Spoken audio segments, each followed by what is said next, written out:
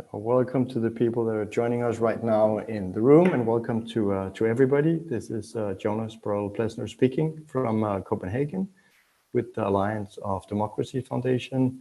Delighted to have you all, and especially delighted today to have Bethany Allen, who is, among other things, the author of the new book, Beijing Rules. I want to show it if people haven't gotten their hand on it yet. This one here, China's Quest for Global Influence, a really great book that's been already nominated for Book of the Year, Business Book of the Year, and other things. So I think with a lot of acclaim already. So I'm excited that we have Bethany on a quite early hour in the US, where you're now sort of joining us. And of course, there are people watching us both on YouTube Live, and there are people here joining us in the room with the possibility as well to ask questions during the session.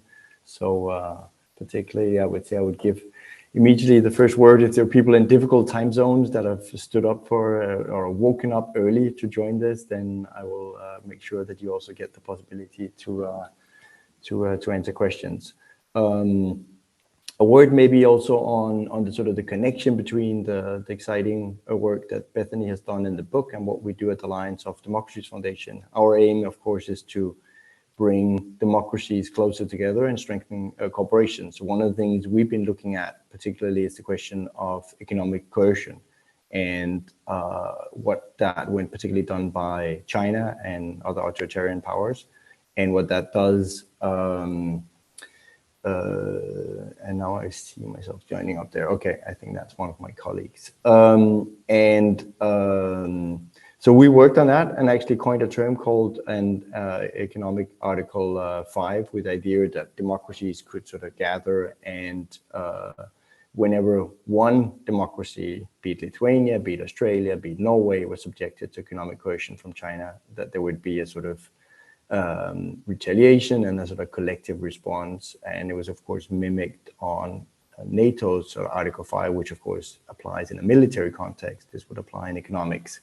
And I know that's some of the themes that Bethany also, and the recommendations that you grapple with in the book about how should the sort of democratic statecraft, as you call it, kind of respond. So, but I want, so that's, of course, just for everybody, sort of the strong connection there is between Bethany's book and the work we do here at the foundation. But there's so much more in Bethany's book, and it really reads like a thriller. I had the pleasure of also reading it in an earlier draft and see some of it. So I think now that we are on Zoom, I encourage everybody to read the Zoom chapter, zooming in about how employees in China use their capacity and actually influenced by the Chinese intelligence services to interrupt meetings that took place outside of China, which could be something like this meeting. So if we get interrupted at some point, we'll not call it a technical HISMAT. We will, of course, blame China.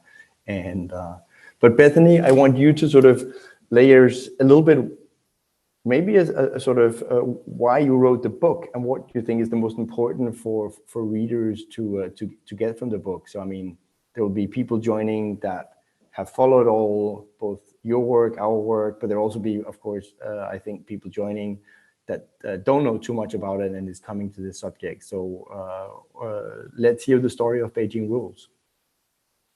Thank you so much, Jonas, for that introduction, and thank you for your work in this area. And I cite your work in my book and talk about how you were, as far as I know, the earliest person to call for an economic Article 5. I cite your I believe, 2017 Wall Street Journal article about that, which comes up a lot in the talks that I give. My book, a unifying theme of it is what I call authoritarian economic statecraft, in which we call more colloquially economic coercion. And what that is the way that the Chinese government has come up with actually quite innovative forms of ways to control access and denial to its economy in order to shape the behavior of individuals, companies, governments, and multilateral institutions in order to bring them more in line with the Chinese Communist Party's core interests. the reason I refer to it as authoritarian economic statecraft is because what we see from China is the way that it uses the power of its economy beyond its borders is to accomplish a number of goals, many of which are authoritarian, and also the means by which it does it is outside the rule of law and in order to pursue illiberal goals. And economic statecraft, of course, is the use, a country's use of its economy to accomplish geopolitical purposes. So we're not talking about like a trade war here, which is, to accomplish economic purposes, but to accomplish geopolitical purposes. And the reason I wrote this book, I really started back in 2017, but I wrote it in 2019. I wrote the proposal for it in 2019. But in 2017, I began an investigative series looking at the Chinese government's covert political interference operations in the United States. And for the next several years, I still do focus on the way that China projects power beyond its borders. And it does that in many ways, in a number of ways.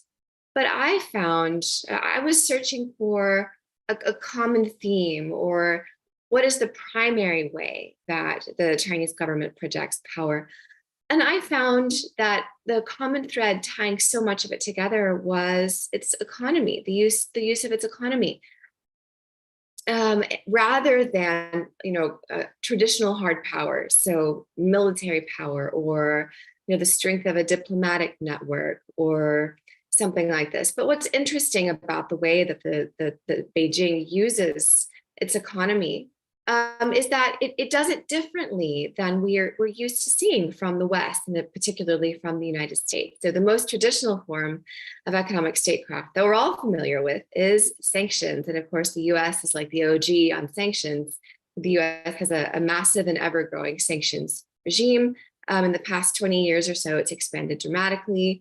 Around the year 2000, we had 900 sanctions. Now we have around 9,000. So the U.S. Uses its dominance of the international financial system to, if you want to cast it critically, exercise extraterritorial jurisdiction with its laws. But one thing that I really want to emphasize here is that U.S. sanctions are quite different from the way that Beijing uses its economy. First of all is, of course, the fact that the U.S. can do it through our dominance of the international financial system, and because the U.S. currency is the reserve currency of the world. But we also do it in a de jure way, which is to say, when the U.S. government issues a sanction, we all know it comes up on the U.S. Treasury website. You can search it. When it was issued, why it was issued, specifically who it targets, and that is exactly what it is, no more, no less. The Chinese government, by contrast, most typically uses its sanctions, which is the access and denial to its economy, in a de facto way that is not transparent at all. And in many cases, what this looks like is, for example, in the case of Norway, Norwegian salmon just suddenly sitting at ports outside of China, at Chinese ports, and just rotting. And there was never a particular announcement as to why this was happening. And so you have to kind of read between the lines and look at recent statements from the Chinese government and think, well, it's probably most likely because the Nobel Peace Prize was awarded to Liu Xiaobo, and they're punishing Norwegian salmon exporters. So that's it's de facto and it's opaque. But a more important difference, a far more important difference between U.S. sanctions and multilateral sanctions and the Chinese government's use of its economy is that U.S. sanctions, whether or not the global community agreed with the use of sanctions, because oftentimes the global community has, but there's major examples of when U.S. sanctions regimes have come under intense criticism. Regardless of that, they are most typically used to pursue agreed upon multilateral goals. Overwhelmingly, this is the case. So to combat nuclear proliferation, to combat terrorist financing, to combat money laundering, and to preserve the integrity of the international financial system, to punish gross violators of human rights. These are overwhelmingly the reasons and the goals for which US sanctions are levied, and the same goes of multilateral sanctions. The Chinese government's use of its economy to pursue geopolitical goals, however, is exclusively and 100% only to pursue its own narrow geopolitical interests, not agreed upon multilateral goals. So, for example, we see this kind of activity from Beijing in order to punish mention or criticism of China's human rights record, of its authoritarian takeover of Hong Kong, of the genocide in Xinjiang, of its activities in the South China Sea. It uses this economic power to further isolate Taiwan on the international stage and to punish companies and governments for engaging with Taiwan too deeply, and similar goals. And so these are very clearly entirely unilateral. It is not an agreed upon multilateral goal for there to be a national security law that gets rid of traditional rights and freedoms in Hong Kong. It's not an agreed upon multilateral goal for Taiwan to be isolated on the international stage. Only Beijing wants this. And it uses the power of its economy to either silence the criticism or to amplify the voices in the international community that agree with it, and to gain support for its goals by offering economic carrots. One of this kind of use of power on the part of China has to some extent taken advantage of an open international system that was not created, with this kind of illiberal player in mind. For example, you can look at the World Trade Organization, which was opened up in the 90s to pretty much almost any country in the world to join as a member. And the WTO is consensus-based. So you can't change WTO guidelines unless everyone agrees. And so you can't tailor and update WTO guidelines to accommodate this kind of trade coercion or economic coercion, because China will block it. So there's a number of flaws built into the system that have prevented us from really fully addressing this. But there's also some ways that the Chinese government itself has undermined the existing international institutions to erode human rights mechanisms and to make it more difficult to act in response. And the United Nations is a sort of classic example of this, the way that the Chinese government has taken advantage of particularly US neglect of the UN to install the heads of 4 of the 15 UN specialized agencies are Chinese nationals, and the way that the Chinese government has kind of overwhelmed and eroded human rights mechanisms within the UN makes it more difficult to address a lot of China's behavior.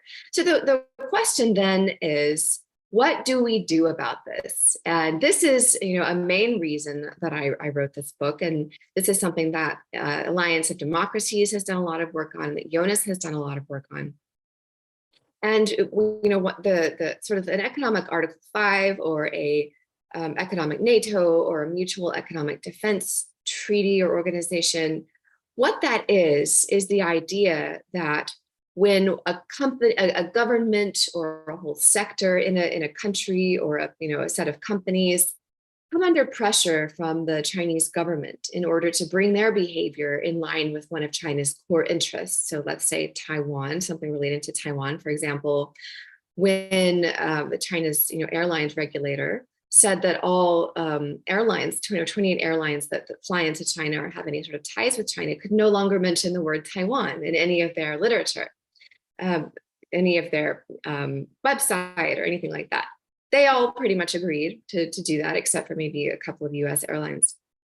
What could we have done in that case? One very, this idea of mutual economic defense treaty is that a certain number of like-minded partners would have already agreed that in the face of this kind of coercion, they would have a certain set of responses, both to punish the Chinese government behavior and to provide assistance for the individual actors or companies or governments that were being, or sectors that were being negatively affected. And this is a very powerful idea because it's extremely difficult for one country or one sector to push back against, the entire Chinese economy. So, for example, when Lithuania was and is facing China's economic coercion because it decided to strengthen its unofficial relations with Taiwan. And this happened via an interesting route, and you could call it Beijing's rolling out of a kind of secondary sanction, because Lithuanian manufacturing doesn't really export directly to China. It doesn't have a lot of direct economic ties, but it does export its components to other European companies, such as in Germany. And so what happened was German companies were finding that their products were not being allowed into the Chinese market. And thus they were putting pressure on Lithuania, or considering basically decoupling from Lithuania. So what could have happened in this situation? There was not a lot that Lithuania could do by itself, and it couldn't really bring this to the World Trade Organization.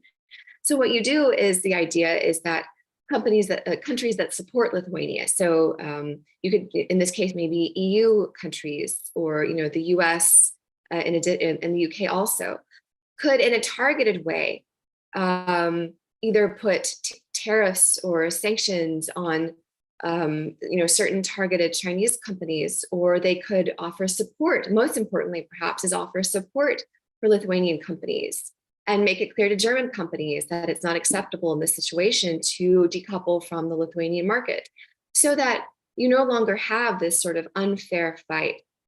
One other point I want to bring up from my book is that I look at a larger picture of how we got into this situation. And what I see is that the overly lightly regulated, too lightly regulated capitalism, both domestically and internationally, that the US and really the US, but other countries as well, adopted and really pushed over the past 40 years. Some people like to call this neoliberalism. Neoliberalism set the stage for this kind of economic coercion from China. Because what it did was it delinked democratic values from economic behavior, and also reduced the ability of governments to regulate economic behavior on the international and domestic stage. So in that kind of situation, you have a kind of political moral void that developed over time. There was this idea that free markets and free trade and market economies were democracy, not just that they led to democracy, but that they were democracy, they were freedom. It was basically the same thing. And so if you have free and open markets, then it will lead directly to democracy, because it is freedom. It basically is democracy. We now know that this did not happen, but the result of this idea was a moral justification and a political justification for removing a lot of the levers by which we would have been able to regulate economic behavior. The Chinese government came into this kind of void, this regulatory void, and placed its own authoritarian regulations, its own authoritarian guardrails on economic behavior. What the result of all of this is that you get on the world stage, you get the world's largest and most powerful authoritarian government up here versus one company down here. So it's China versus Zoom, China versus American Airlines, China versus Zara, China versus Marriott. Who's going to win every single time? Of course, it's the Chinese government that wins. This is not a fair fight. That's why I say in my book that while there's nothing wrong with naming and shaming companies who bow to China's censorship demands, naming and shaming is not a functional strategy. It just doesn't work. What would work and what does work is when, by example, on the US side, when the US government puts in regulations or economic guardrails on economic behavior with China. Yes, you could call it regulation, but what it really is it's elevating these issues in trade to a government level. That is a contest of equals. That's a fair fight. When you say US companies are not permitted to do this, if the Chinese government doesn't like it, they can bring it to the US. That's a fair fight. And another way to push back against China's economic coercion is to pass laws and regulations about what US companies are and are not allowed to do. Thanks, Bethany. No, I have so many questions, so I think the two of us can just go on. I want to encourage people that are in the room. You can also ask questions if you want. And I think people that are watching virtually on YouTube and other platforms, my colleagues will also take questions that I can then see on WhatsApp.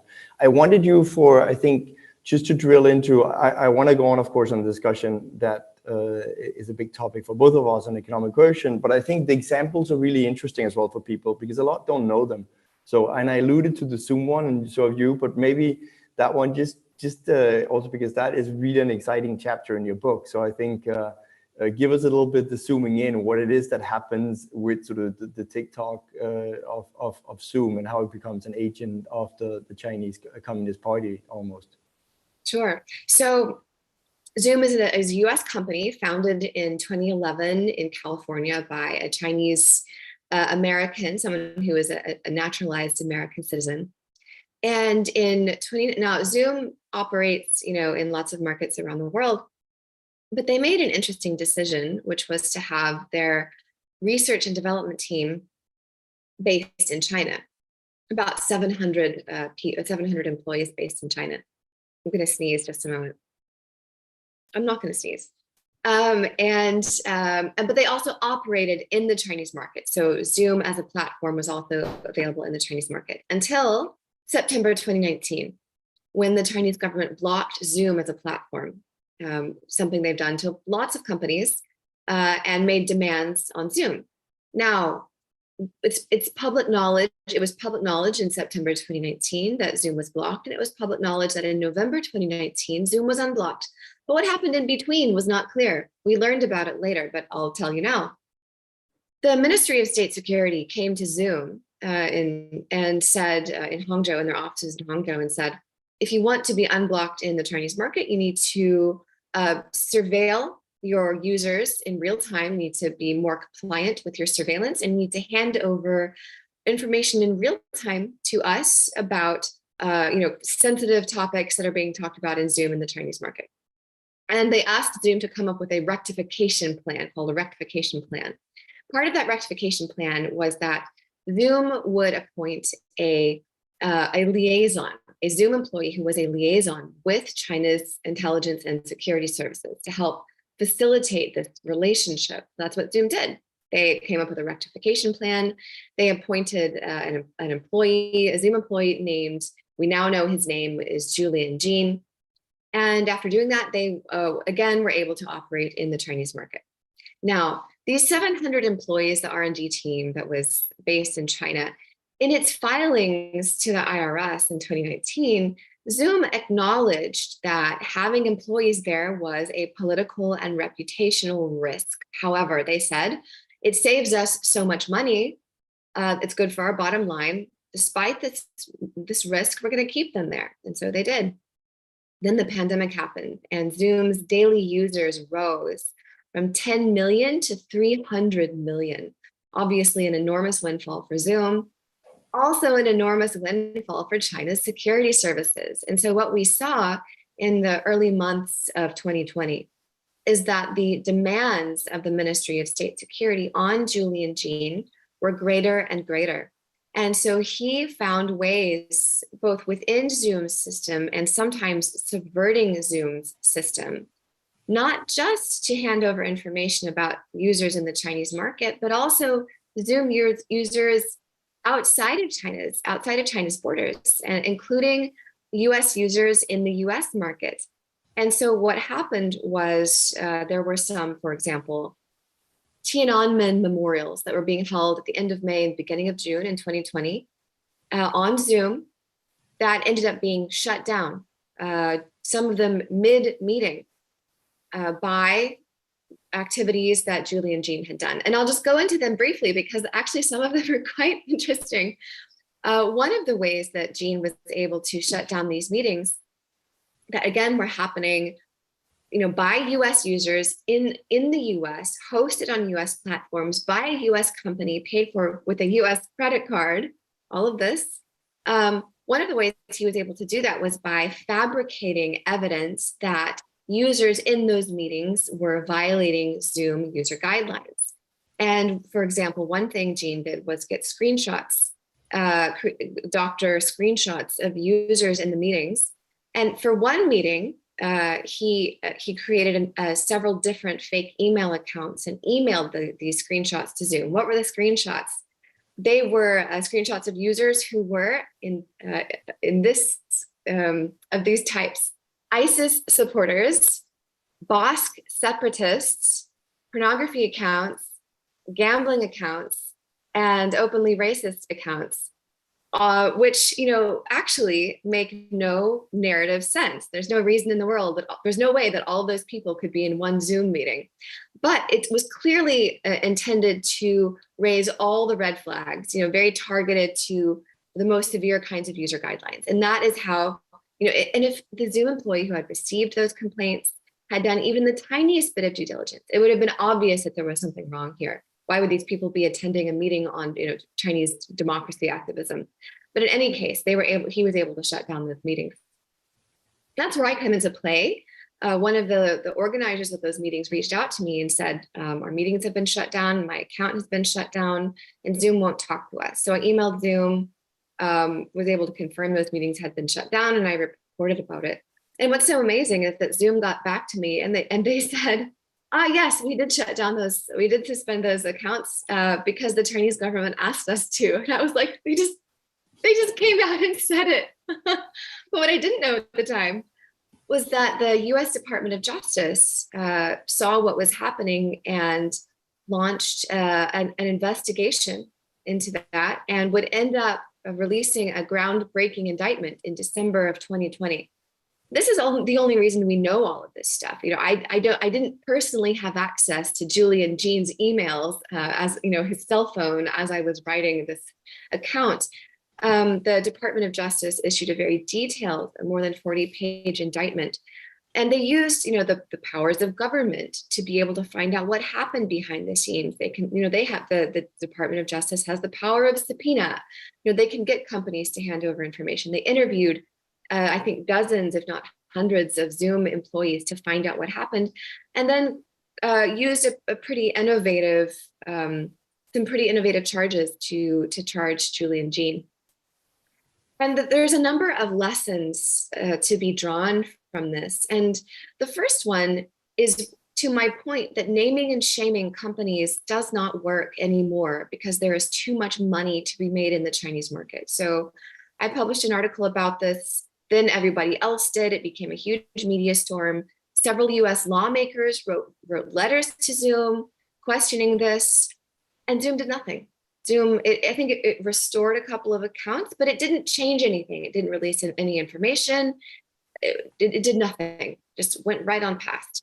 The only thing that ended up changing Zoom's behavior was the Department of Justice investigation and the indictment. So as part of that investigation, Zoom ended up firing Julie and Jean and ended up coming up with their own sort of US market rectification plan, how they were going to ensure that this did not happen again. One of the things that Zoom did was come up with an insider threat program to prevent Zoom employees basically from working secretly on behalf of an authoritarian government. But there's several problems here that were not fixed. And first of all, I would say that an insider threat program is ridiculous because it wasn't an insider threat program. Julie and Jean was not an insider threat. He was appointed by Zoom. They knew it. They appointed him to be the liaison with the Ministry of State Security. By doing so, they were putting him on a collision course with Article 7 of the 2017, Article 7, I think, of the 2017 National Intelligence Law in China, which requires explicitly, you can go read it, that companies, individuals, and entities in China must provide any assistance requested and any data requested to Chinese intelligence services.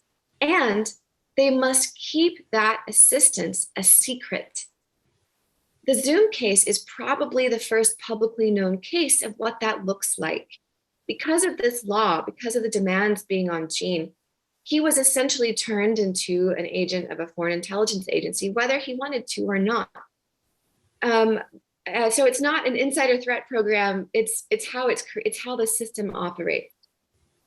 Another thing that Zoom has not fixed, and I think that this is something I would like to see a regulation passed in the US market to make this mandatory, is that I believe that there should be mandatory public disclosure requirements on the existence of any such liaison. If any tech company has a liaison with China's intelligence services, I think the public should know about it. They should know the name of that person. They should have the email address of that person. And there should be a constantly updated log of all the requests that that person receives.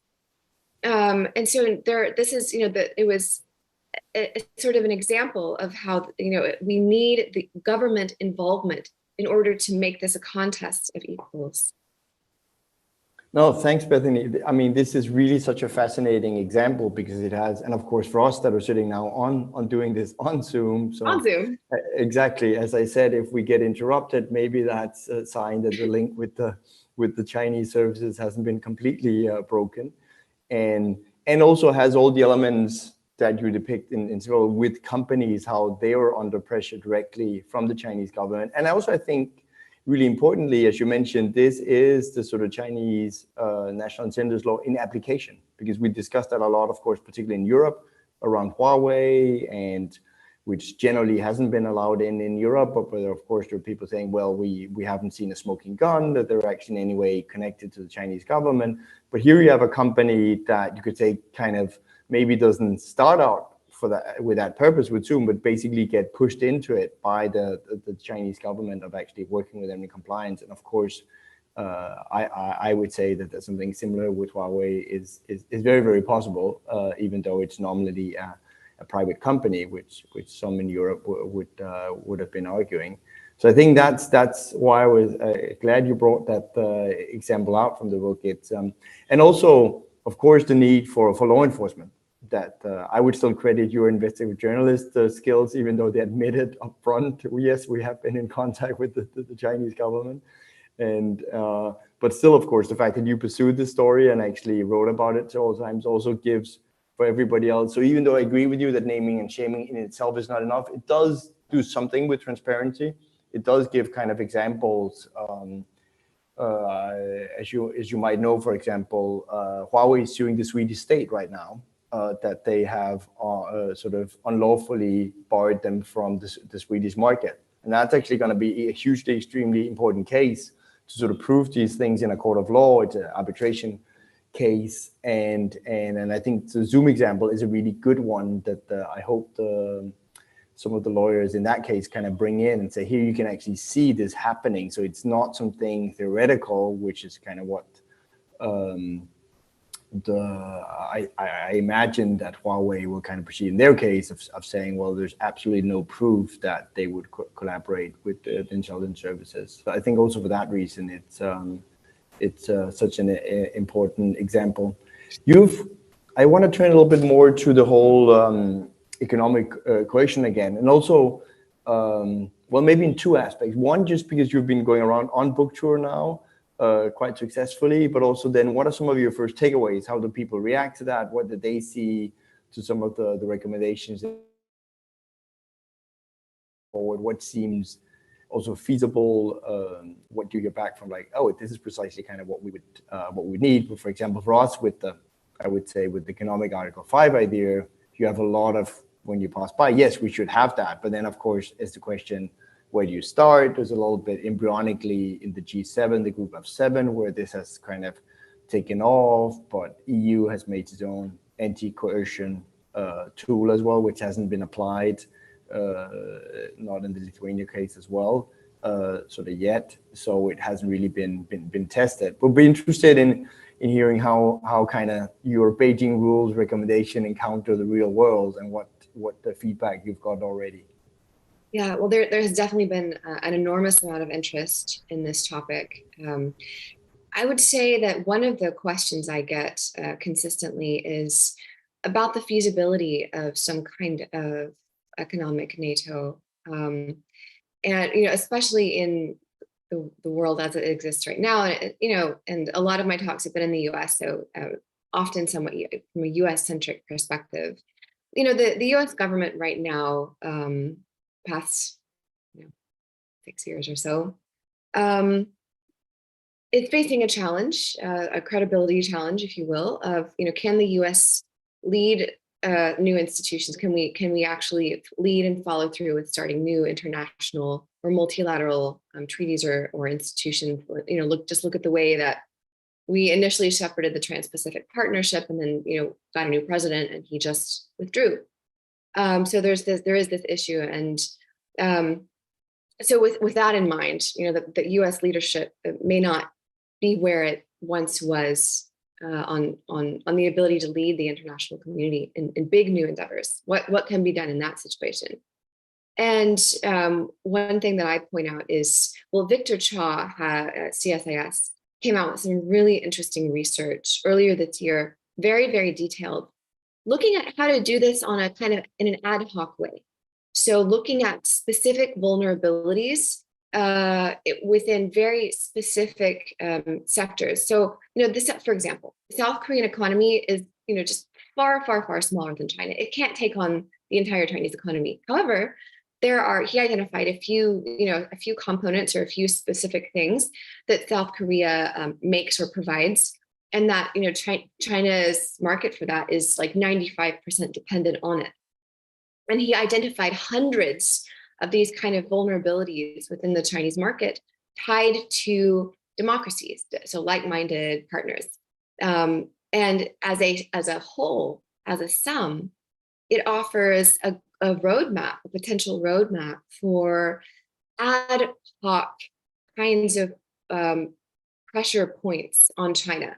So in the future, if there were some kind of, if the Chinese government were to, turn the screws on some country or sector for, illiberal reasons, that these, let's say certain kind of widget from South Korea and a certain kind of widget from New Zealand and something from the US, that those countries could get together and just quickly say, look, okay, we'll just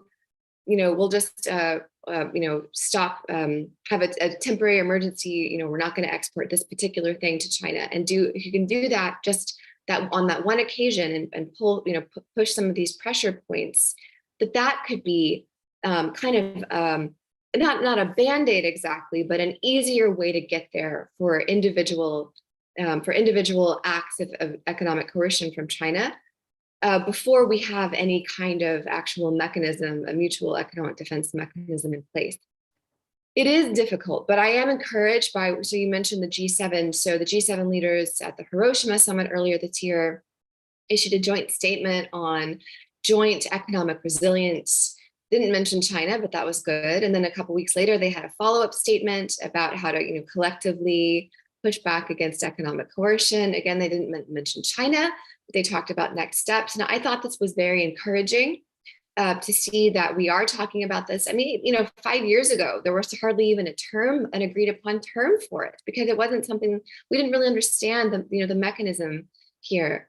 So there's definitely a lot of progress. I do think it's going to be difficult.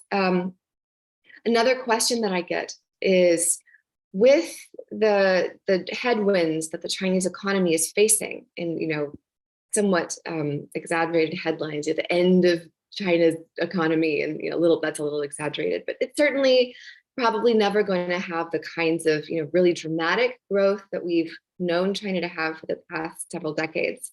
So in this kind of a situation with major challenges in the real estate sector, debt crisis, is China's economic coercion still going to be as powerful as it has been before? And my answer to that is yes. And I give an example. Well-known example, 1997.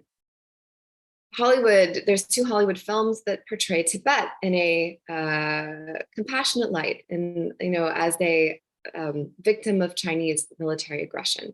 7 Years in Tibet, Brad Pitt, and Kundun, Martin Scorsese Disney film. And so Disney and Columbia TriStar were blocked from the Chinese market after those films were made. And it was the sort of that incident was like an earthquake in Hollywood. It shocked people that they realized they could be blocked from the Chinese market. And for the next 26 years up to today, there has not been one single major Hollywood film that goes against CCP core interests or portrays the Chinese government in a negative light, not one. That's extraordinary because in 1997, the Chinese economy was around 1/10 the size of the US, and its film market, so its box office, was negligible. It was tiny. So that kind of pressure from the Chinese government succeeded merely on the promise, the idea of possible future wealth, not even wealth that actually existed at that moment. And it's really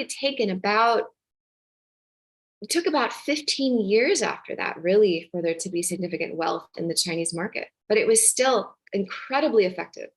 So with that in mind, that kind of stunning success in mind, now the Chinese economy is around 3/4 the size of the US, but some people say it's equal or has even surpassed it in purchasing power parity. We all know that it's a massive economy, tons of money to be made there. Of course, companies still will do almost anything to get into that Chinese market because they see dollar signs. So yes, Chinese economic coercion is here with us to stay for a long time to come. But just maybe a slight caveat there is that part of China's economic coercion exists as a perception in the minds of people who believe that if all they have to do is jump through this hoop and this hoop and this hoop, they'll make money. And what we now know, and what is more widely recognized, is that to some extent was always an illusion. An example of this is forced technology transfer. For a long time, it still is in fact common practice for Chinese companies when they form, it's mandatory for many US companies to form joint ventures to invest in the Chinese market. So they find a Chinese company. The Chinese company would insist as part of that agreement that the US company hand over important parts of their technology.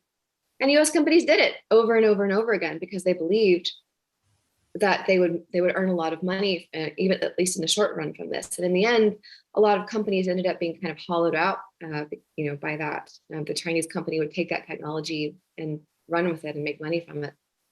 Now we're more aware that maybe some of these big promises, that the glittering riches to be made in the Chinese market, maybe that's not all that it seems. So I think ideas like friendshoring and diversification of supply chains, it's much more appealing even in the private sector than it used to be.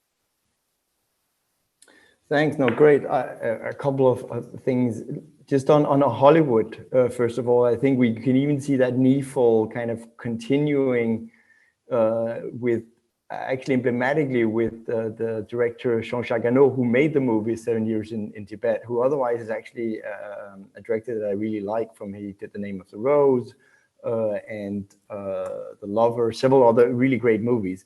But he went back to China at a certain point and made what's called Wolf Totem or something like that. And he had to sort of issue a kind of letter where he kind of regretted his earlier decision and how much he kind of loved the Chinese nation, with Tibet included in it. And it really shows kind of the power that China holds, not just in Hollywood, but also if you want to make a movie, of course, that's adapted to the Chinese market. And then to bring your point to Europeans about sort of the industries it affect with the forced technology transfer, we've seen it in Europe with the solar panels, which was something we had really strong sort of competences in, and the Chinese company both first sort of took the technology, but then afterwards with state subsidies, basically built it all in China and then sold it back to Europe. And we're probably seeing the same thing happen. So the wild thing about some of these things, Bethany, is that we discuss it and it's still happening as we talk. So with the windmill, which for Denmark, the country where I'm sitting in, speaking from today, which we see as our sort of green mark on the planet, and we do still have big companies from Vestas and others that are in that. Those companies are also in for precisely the same thing, that the Chinese are now making windmills much cheaper with state subsidies that can go into the European market, and we're seeing European providers kind of being beaten, not by, which would be fair enough if you had sort of just globalized trade, but precisely of this kind of state-driven capitalist models, and we're still have a difficulty coming to grasp it. So that was maybe my next question to you would be, and also because you introduced this concept of neoliberal, is there something inside capitalism that's failed? I mean, I think I'm probably of a little bit of a different take, that it's more that China that has kind of subverted, and we could do free trade among free nation, and it would kind of still work in that Adam Smith kind of way. Having been educated at London School of Economics a long time ago, I would still kind of believe in that, and that it's more that it's China. But I think your thoughts are interesting as well, that it's ourselves that basically introduced a too lightly regulated economy, and that's what kind of also gave China an even bigger area to sort of play on. So be interested in your thoughts. How much do we, well, I guess my question is, how much do we have to become like China to win over China, and how much can we win on our own terms, which was at least in the classical free markets? Well, I think that we don't have to be like China at all. The thing about free markets is that it actually takes a strong government hand to preserve free markets, and any sort of scholar of neoliberalism can tell you this, that in order to have free markets, you have to have a strong government hand. This is well known, and I think our mistake is certainly on the international stage, kind of forgetting that. And I think that you and I have the same perspective. I mean, look at Milton Friedman in the 1970s when he was formulating his ideas. He was sort of the father of libertarianism, or the father of neoliberalism. His sort of most famous article that he wrote is the social responsibility of companies is to increase profits for shareholders. That's the basic idea. He was formulating his ideas in a world in which the Soviet Union was not, economically linked to the West, to democracies. There was an economic blockade. And what would he, so in his world, there was no authoritarian government that was wielding this much power. What if he was in the 1970s, or what if he was here today and he was formulating his ideas, and in a world in which the way for American companies to make profits for their shareholders was to align themselves with the illiberal and authoritarian goals of a foreign government? That would have blown his mind. So it's not so much, I agree with you that if we were all really nice, if we all played along, we wouldn't need rules. Society is that way too. If nobody murdered anybody, you wouldn't need laws against murder. But that's just not how things played out. And so that's kind of, my perspective on that, is that our ideas about this, you could say they were overly naive, or they just didn't envision. We weren't creative enough to realize that an authoritarian government could control the profits of our companies. True. No, but it's still how we kind of, Margrethe Vestager, I think, put it quite nicely. We're not going to beat China by becoming China. The EU Commission competition commissioner, and that is still, I think, the big question of how we handle it over the next couple of years. I was just in Washington, and I've just come back here, and I was at a really great conference on artificial intelligence and technology, but was somewhat surprised sitting there, and even still liberal Washington, you had people kind of cheering when they mentioned a chip that was then made in USA.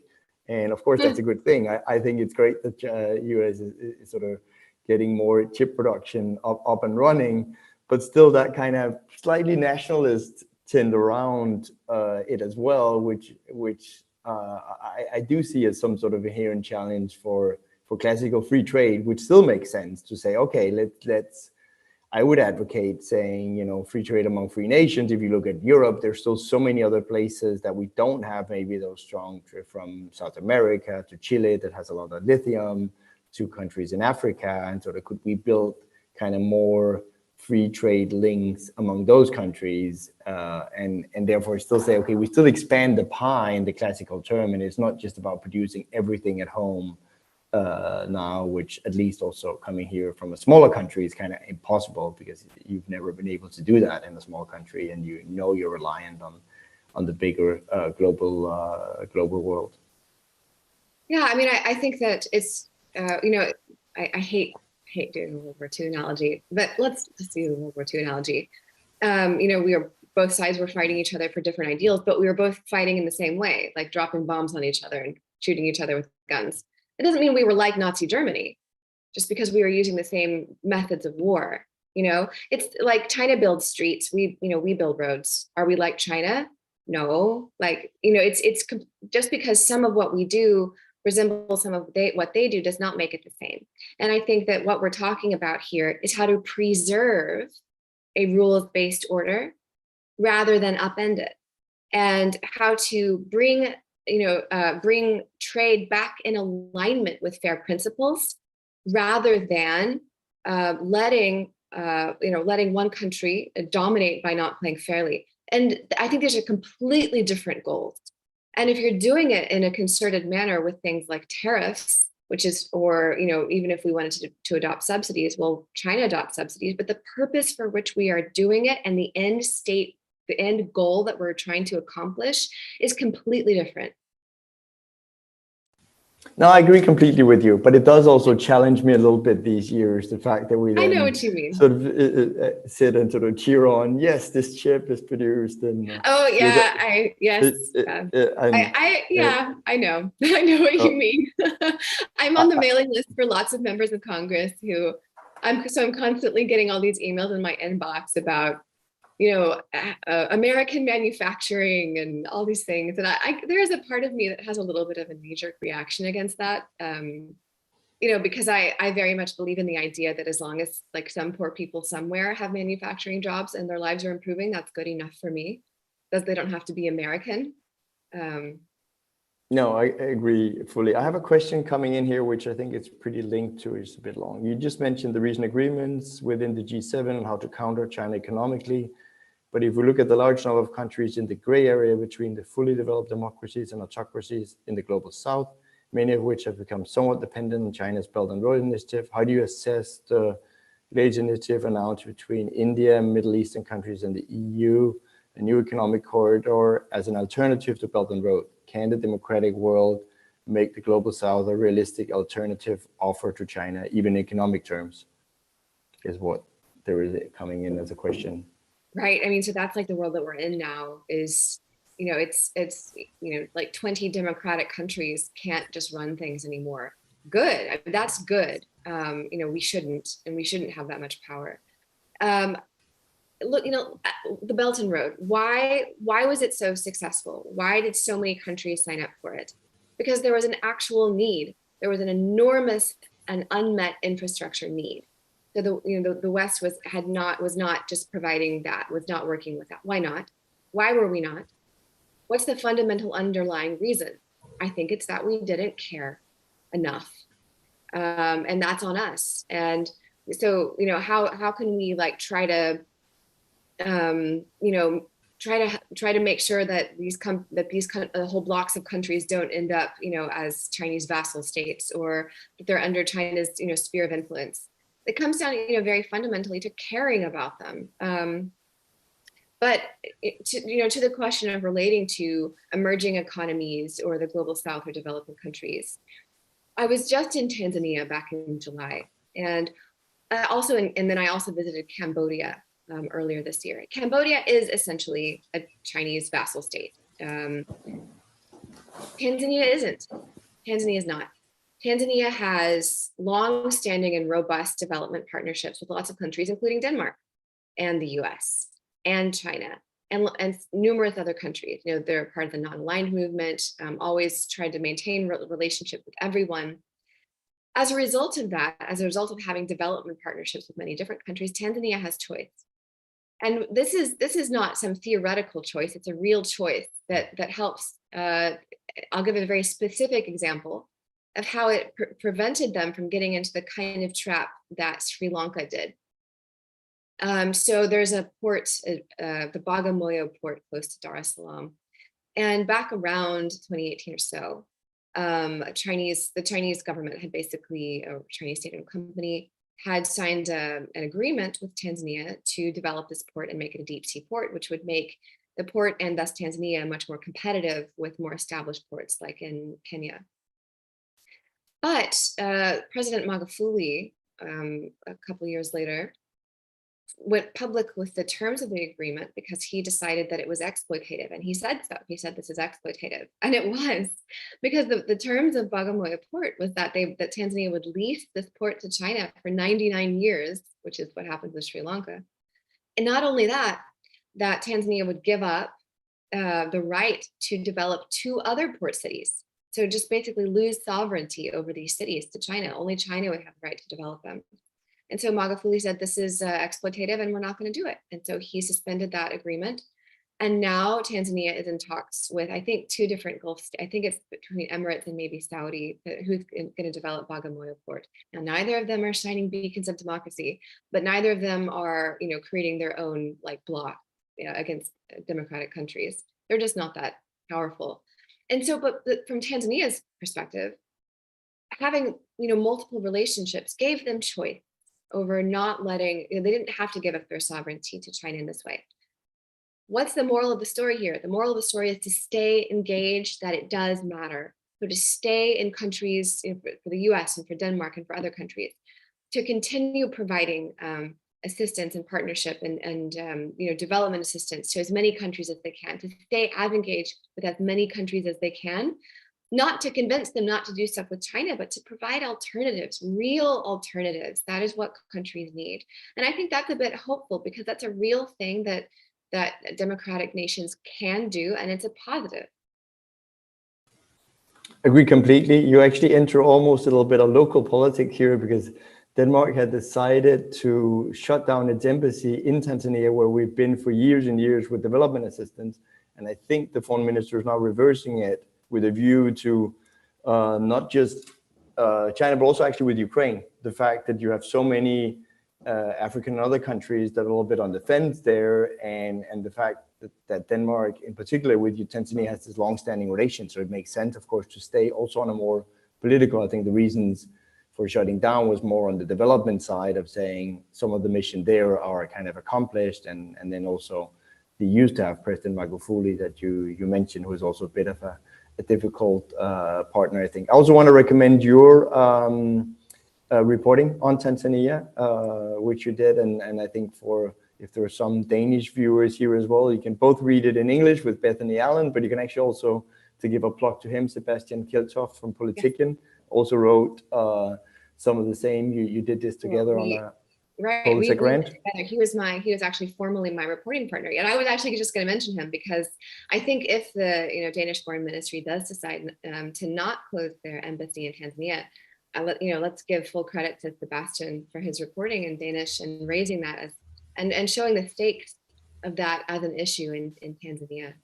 And I fully agree that this is because what you uncovered with this sort of Chinese plugging into a local school where they're basically kind of teaching anti-democracy kind of lessons in in that. And so that, of course, shows there is a global battle of values, and China is taking fully part in that. And if we don't kind of recognize that, then we're completely blind to that, but also to the potential that we have for continuing our engagement, and that it matters.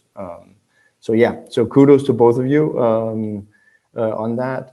Oh, I can see this has been such a good conversation, but we're actually getting sort of close to the hour now, so we kind of have to round up. I don't see any more questions. I could continue talking with Bethany Allen for hours, but I think we might have to do that off screen and off YouTube. So I just want to everybody who maybe also joined later, I showed this in the beginning. This is what we started our talk about, and this is what's all been all about right now. Beijing Rules, China's Quest for Global Influence, which Bethany just recently published, which is a great book. So big recommendation to read that. It's on the Financial Times list of top 15 books, and a friend of the Alliance of Democracy Foundation, Tom Tugendhat, who is now the UK Minister of State, has given it a glowing 5 out of 5 review in the Telegraph. So it comes with really good recommendations from great partners around the world. And it has, of course, what we've been discussing, this whole question of what do we do now? And you call it the democratic statecraft. And of course, as we mentioned, now here, a little plug for here's about some of the Article 5, economic Article 5 work that we've been doing, myself, and of course, our founder and chairman, Anders Fogh Rasmussen, who of course is former NATO Secretary General, lends a sort of special credence when he starts speaking about an economic Article 5. So that's kind of important work that we will keep doing, also because it keeps affecting partners, as you said, Bethany, I think, which is an important takeaway. Even with economic headwinds, this is still staying as an extremely important part of China's sort of tool. We will also see it, which we haven't talked about at all, with Taiwan and their upcoming elections next year as well, that China will be keeping extremely capable on the economic area as well as other areas. So with that, Bethany, I just want to thank you for joining us at this early hour. You were wonderfully coherent, even though I know it's 4 or 5 a.m. in Washington, D.C. So thanks for doing this with us, and good luck to you and to your book. Thank you so much, Jonas. Thank you for having me today. Pleasure.